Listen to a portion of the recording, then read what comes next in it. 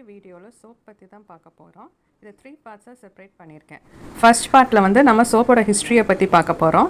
Second பார்ட்டில் வந்து சோப்போட life solution அதெல்லாம் எப்படி கால்குலேட் பண்ணுறதுன்னு பார்க்க போகிறோம். தேர்ட் பார்ட்டில் ஒரு சோப் மேக்கிங்கை பற்றி பார்க்க போகிறோம். இதில் வந்து நம்ம கோல்ட் ப்ராசஸ் சோப்பை பற்றி தான் பார்ப்போம். இங்கே இப்போ வீடியோக்குள்ளே போகலாம். சோப்புக்கு ஃபஸ்ட்டு இம்பார்ட்டன்ட் திங்க் எதுன்னா காஸ்டிக் சோடா தாங்க. இதுதான் சப்பானிஃபிகேஷனில் உள்ள லைம் மேக்கிங். இந்த மாதிரி ப்ராசஸ் போயிட்டே இருக்கும். ஸோ உங்களுக்கு டீட்டெயிலாக தெரியறதுக்கு தான் நான் அந்த 3 பார்ட்ஸாக பிரிச்சுருக்கேன். உங்கள் டவுட்ஸை வந்து கமெண்ட் பாக்ஸில் போடுங்க. இந்த வீடியோவில் சோப்னா என்ன, சோப் எப்படி உருவாச்சு, சோப்புன்னு எப்படி பேர் வந்துச்சு, சோப்பு யார் கண்டுபிடிச்சாங்க, சோப் எப்படி கமர்ஷியலாக மாறுச்சு, சோப் கமர்ஷியலாக எப்படி இருக்குது, என்னென்ன இன்க்ரீடியன்ஸ் எல்லாம் யூஸ் பண்ணுறாங்க, pH லெவல்னால் என்ன, TFMனா என்ன, நம்ம வீட்டிலையே ஒரு குவாலிட்டியான சோப் எப்படி செய்ய போகிறோம் அப்படிங்கிறது தான் நம்ம பார்க்க போகிறோம். ஏன்ஷியன்ட் பாபிலோன்ஸ் பற்றின ஆராய்ச்சியில் அவங்க வாழ்ந்த இடத்துல இருந்து களிமண் பாத்திரங்களில் இருந்து சோப் யூஸ் பண்ணதுக்கான எவிடன்ஸ் கிடச்சிருக்குங்க. 2800 BCலேயே வந்து பாபிலோன்ஸு, ஈஜிப்ஷியன்ஸ், அப்புறம் பண்டைய கிரேக்கர்கள், ரோமானியர்கள் எல்லாருமே சோப்பை யூஸ் பண்ணினதுக்கான எவிடன்ஸ் இருக்குது. அவங்க சோப் எப்படி மேக் பண்ணியிருக்காங்கன்னா அனிமலோட ஃபேட்டும் அப்புறம் வுட் ஆஷும் பாயில் பண்ணி சோப்பை வந்து யூஸ் பண்ணிட்டு இருந்திருக்காங்க. இந்த மாதிரி சோப் எப்படி இருக்குன்னு பார்த்தீங்கன்னா ஒரு ஹாஷான சோப் மாதிரி தாங்க இருக்கும்.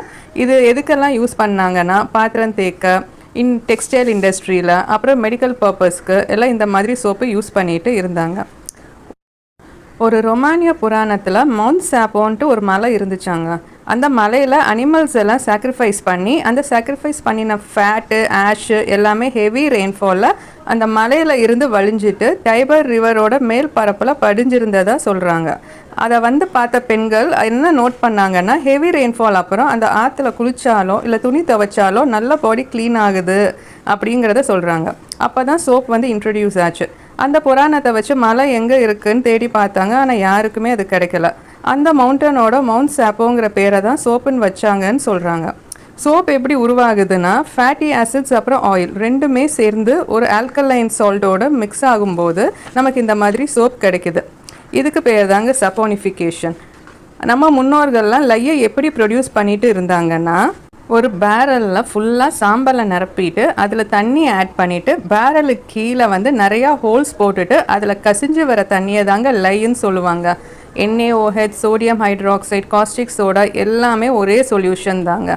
நம்ம ஸ்கின்ல சோப்பை எதுக்காக யூஸ் பண்ணுவோம் அப்படிங்கிறத இப்போ பார்க்கலாம். நம்ம ஸ்கின் வந்து நேச்சுரலாகவே ஆசிட் செக்ரேட் ஆகும். இதுக்கு வந்து ஆசிட் மேண்டல்னு சொல்லுவாங்க. இந்த ஆசிட் மேண்டலை வச்சு தான் நம்ம ஸ்கின் வந்து கவர் ஆகிருக்கு. இந்த ஆசிட் மேண்டல் தான் நம்ம ஸ்கின்குள்ளே எந்த ஒரு மைக்ரோ ஆர்கானிசம்ஸ், பாக்டீரியா உள்ளுக்க பெனிட்ரேட் ஆகாமல் நம்ம ஸ்கின்னை ப்ரொடெக்ட் பண்ணுது. நம்ம ஸ்கின் டீப்பாக க்ளீன் பண்ணும்போது அது ஒரு சோப்பால் தான் முடியும். சோப்பை பார்த்திங்கன்னா கடந்த நூற்றாண்டு வரைக்கும் அதோட மேக்கிங் ப்ராசஸ் மாறாமல் தாங்க இருக்கும். இன்றைக்கி வந்து லெபரேட்டரிஸ் பார்த்திங்கன்னா சிந்தட்டிக் டிட்டர்ஜென்ட்ஸு ட்ரேட் பண்ண ஆரம்பிச்சிட்டாங்க. கமர்ஷியலாக சோப்புங்கிற நேமும் அதுக்கு வச்சுட்டாங்க. ஏர்லி 20s பார்த்திங்கன்னா இந்த மாதிரி சோப் யூஸ் பண்ணதால் தொற்று நோய் எல்லாமே குறைய ஆரம்பிச்சிருச்சு தாங்க. அப்போ தான் இந்த ஜெர்ம்ஸ் தியரி உள்ளுக்கே வந்துச்சு. அதில் இருந்து சோப்பை கமர்ஷியலாகவே விற்க ஆரம்பிச்சிட்டாங்க. இப்போது நம்ம pH லெவல் அப்புறம் வந்து TFM அதை பற்றி பார்க்கலாம். pH லெவலோட ஃபுல் ஃபார்ம் என்னன்னா பவர் ஆஃப் ஹைட்ரோஜன். அதுக்கு இன்னொன்று பேரும் இருக்குது, பொட்டென்ஷியல் ஆஃப் ஹைட்ரோஜன். நம்ம பாடியிலேயே ஒவ்வொரு ஆர்கனுக்கும் ஒரு pH லெவல் இருக்குங்க. pH லெவல் வந்து 0லேருந்து 14 வரைக்கும் இருக்கும். 0லேருந்து 6 வரைக்கும் ஆசிட், 7 வந்து நியூட்ரல், 8லேருந்து 14 வரைக்கும் ஆல்கலைன் பேஸ் அப்படின்னு சொல்லுவாங்க. நம்ம வந்து ஒவ்வொரு ஸ்கின்னுக்கும் அதோட pH லெவல் பார்த்திங்கன்னா நம்ம ஃபேஸுக்கு பார்த்திங்கன்னா அது 4.5 to 5.5 வரைக்கும் இருக்கும். இப்போ நீங்கள் யூஸ் பண்ணுற சோப்போட pH லெவல் தெரிஞ்சுக்கணுன்னா கடையில் ஒரு pH பேப்பர் இந்த மாதிரி வாங்கி நீங்கள் வந்து இந்த மாதிரி சோப்பில் ஒட்டி அதோட கலர் வச்சு என்ன லெவல்னு தெரிஞ்சுக்கலாம். நல்ல ஆர்கானிக் சோப்போட pH லெவல் வந்து 7லேருந்து 9 வரைக்குமே இருக்கும்.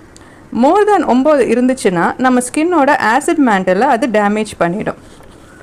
ஆசிட் மேண்டல் டேமேஜ் ஆனால் என்ன ஆகும்னா அந்த மைக்ரோ ஆர்கானிசம்ஸ் எல்லாம் நம்ம ஸ்கின்குள்ளே போயிட்டு ஸ்கின்னை டேமேஜ் பண்ணிடும். சோப்போட pH லெவல் நம்ம ஸ்கின்னோட pH லெவலுக்கு கொஞ்சம் க்ளோஸாக இருந்துச்சுன்னா அது ஸ்கின் ஃப்ரெண்ட்லியாக இருக்கும். இப்போது TFMனா என்னன்னு பார்ப்போம். TFMனா என்னன்னா டோட்டல் ஃபேட்டி மேட்டர். இதை பற்றி நம்ம நெக்ஸ்ட் வீடியோவில் பார்ப்போம். தேங்க்ஸ் ஃபார் வாட்சிங். நீங்கள் சப்ஸ்கிரைப் பண்ணலைன்னா ப்ளீஸ் சப்ஸ்கிரைப் பண்ணுங்கள். நெக்ஸ்ட் நல்ல கண்டென்ட்டோட உங்களை பார்க்குறேன்.